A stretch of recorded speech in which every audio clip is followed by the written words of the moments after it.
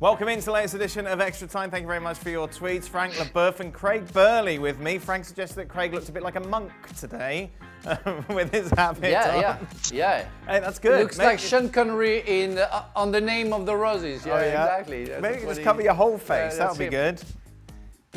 Beautiful. What improvement. Oh my God.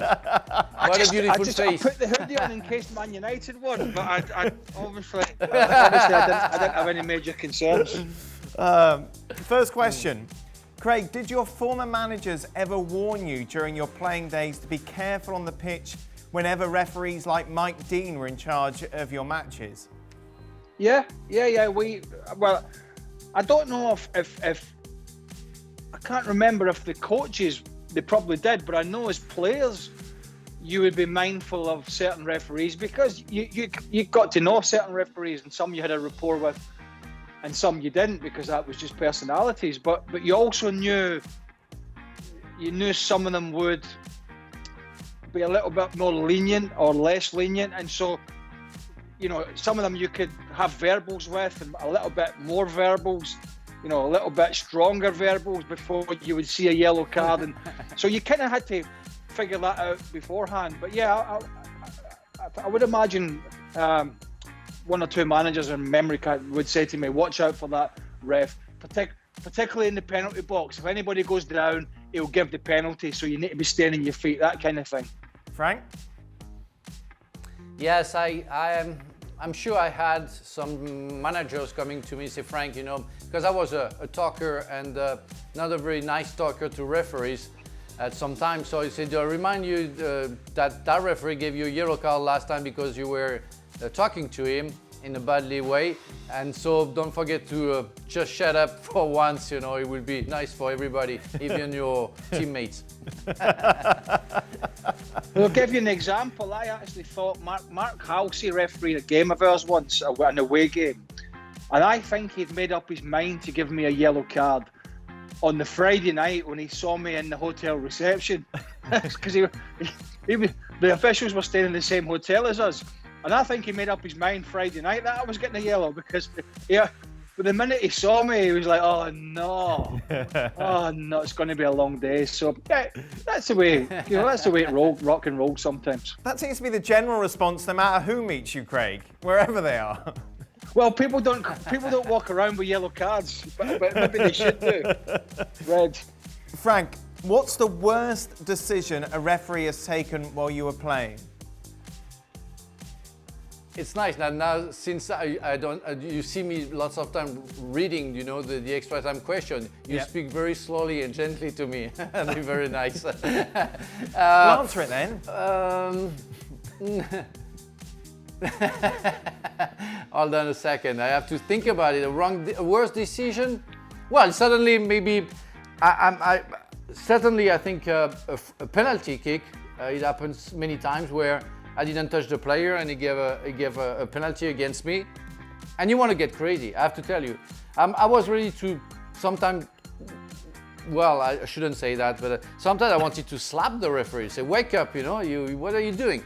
I remember saying to a referee, you know what, go back home. We don't need you. You're putting a big mess into the game. We're going to handle it better if you're not here. So go back home. And I got a red card, a yellow card. Frank, would you swear at them in French or in English?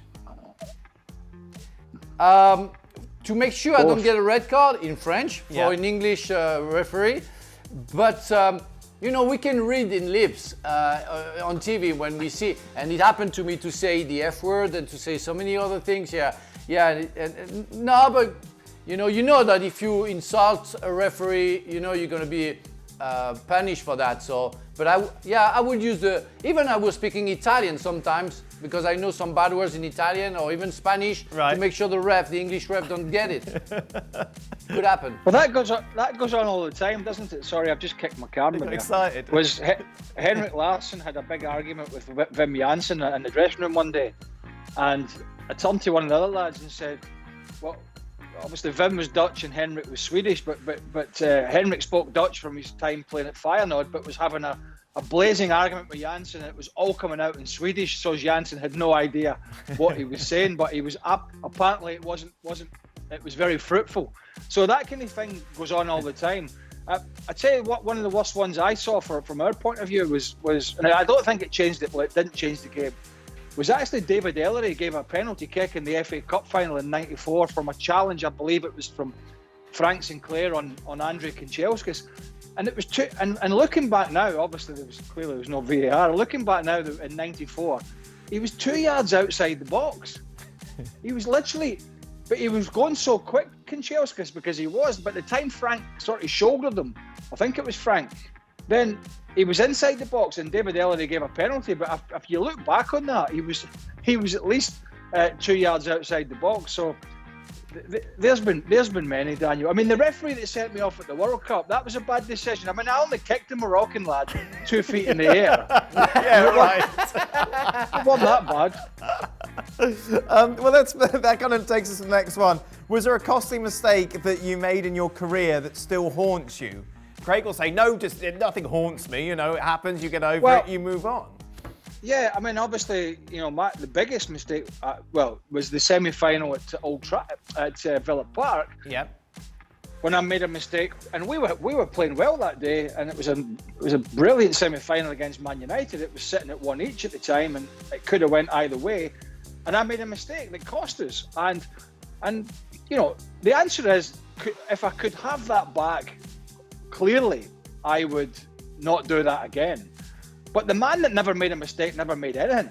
I do not go to bed at night or wake up in the morning thinking about that. It's just something that happens. So I you know, if I could have it all back again, would I do it? Does it haunt me? No, because there's more important things to worry about. If you could change one though, Craig, the red card or the pass back, which would it be? No, the pass back, because the red card was just a moment of madness, and we were having a poor night anyway and losing 2-0 to Morocco. The 96 FA Cup final was in the balance. And that would have meant going to Wembley again for another cup final. And Frank knows in the 90s we had an excellent cup side. And it was huge back in the day. And so, you know, would we have went on to win the game? I don't know. I mean, we were playing well enough. But I would take that, you know, red cards happen. I would take that one back because it could have meant, just for my teammates, it could have meant another cup final. Frank? I made so many mistakes, you know, and while Craig was speaking, you know, I was remembering all the mistakes that I made. So I don't know which one I can talk about. You know, you sent me, remember, like 6 months ago, a video about me heading back to my goalkeeper and Shearer scored the goal. I don't even remember that, so nothing haunts me per se. But I would say there is one tackle that I missed in the World Cup, the opening game against Senegal in 2002.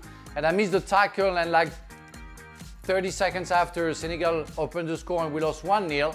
Well, there was many mistakes after that, but I would have not tackled at that time, you know, nothing would have happened after that. So, but you make a choice and you have not even half a second to choose what you have to do and what you should do.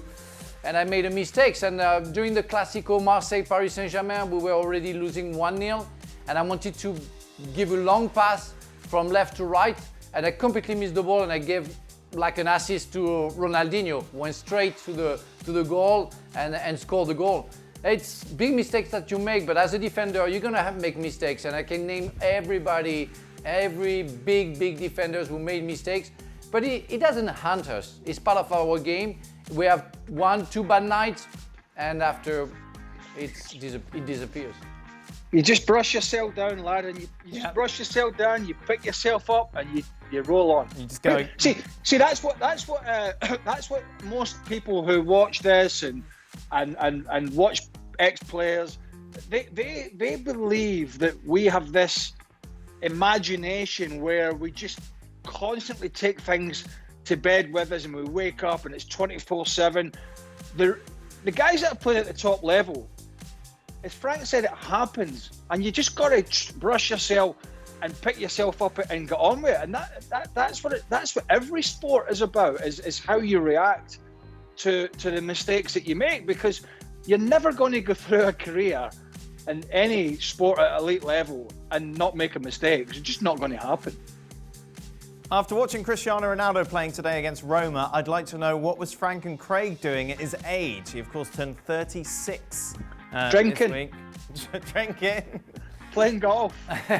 Broadcasting as well, Craig, Yeah, well, I went into full time. I'm 33 or 34, so I was out and done.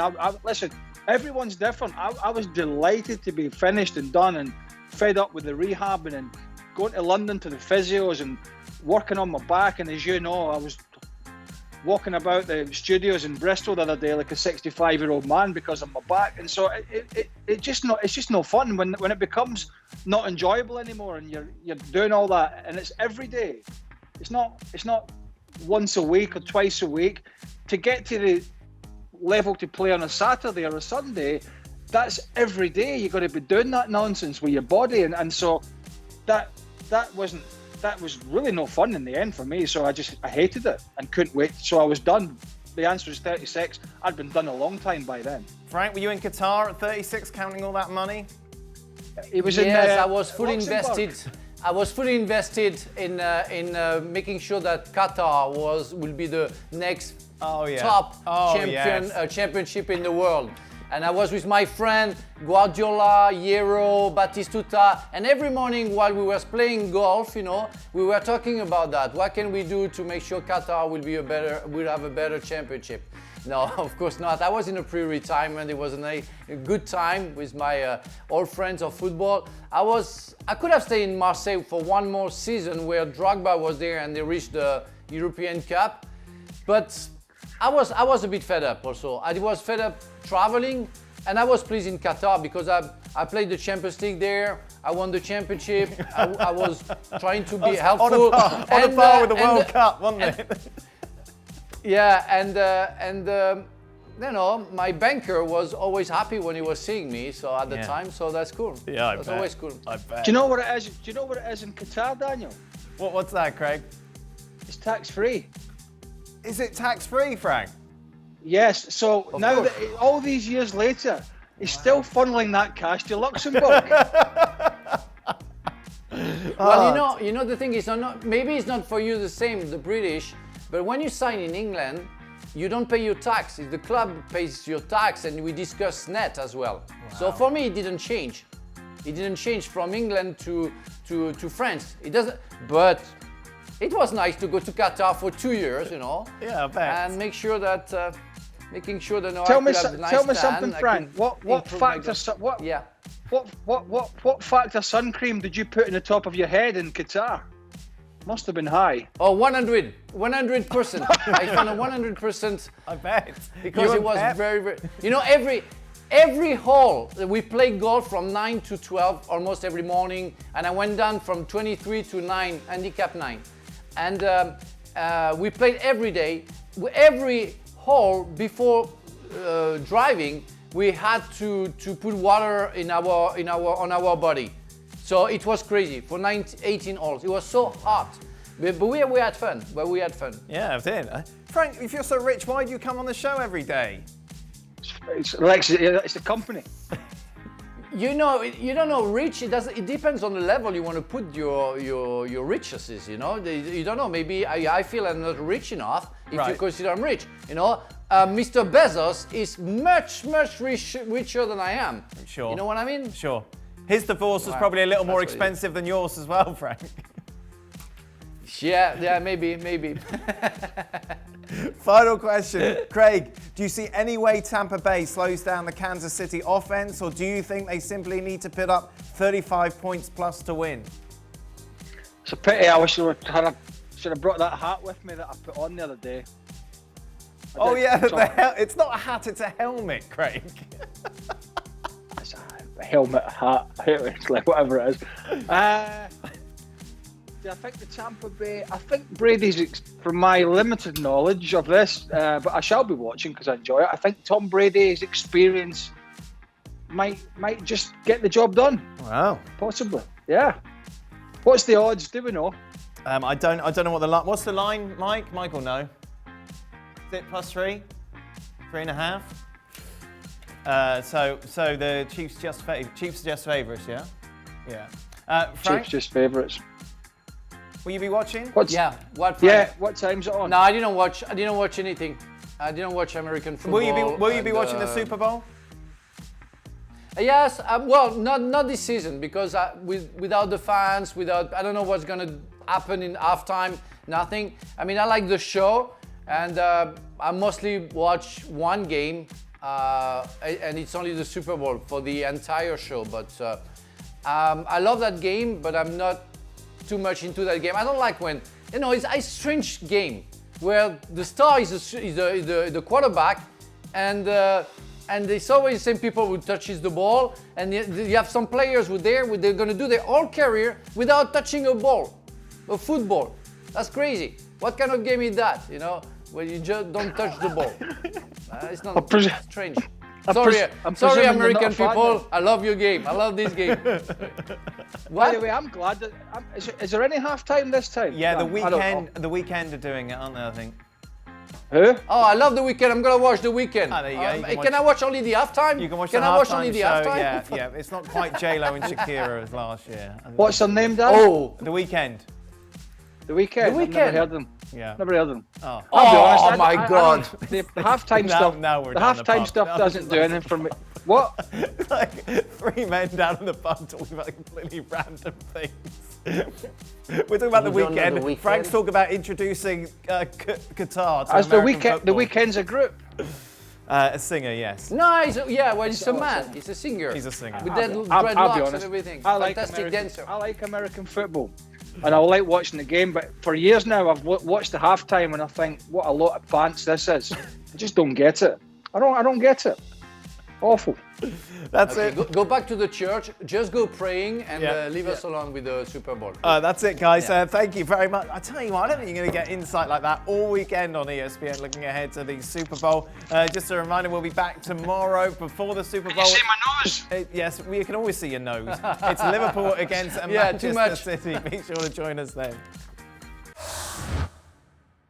Well, thank you very much for watching ESPN on YouTube. For more sports highlights and analysis, be sure to download the ESPN app. And for live streaming, premium content, and let's not forget as well, ESPN FC 7 days a week. Subscribe to ESPN Plus.